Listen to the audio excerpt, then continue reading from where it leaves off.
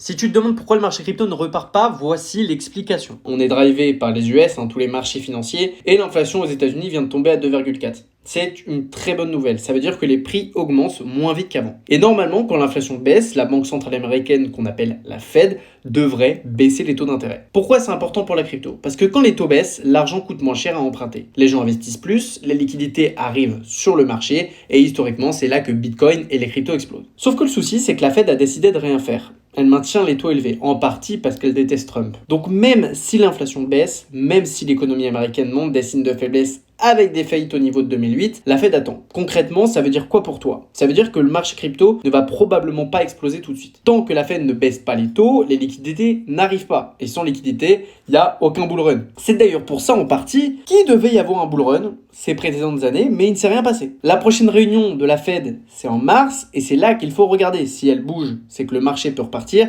Si elle bouge pas, on reste encore dans une situation d'incertitude, encore dans une situation dans laquelle on risque de stagner ou alors de voir le marché crypto baisser. Mais on est quand même sur des niveaux assez historiques en crypto, franchement personnellement moi j'accumule, donc c'est quand même intéressant. Je parle de crypto tous les jours sur ce compte, alors abonne-toi si tu veux rester au courant de tout ce qui se passe.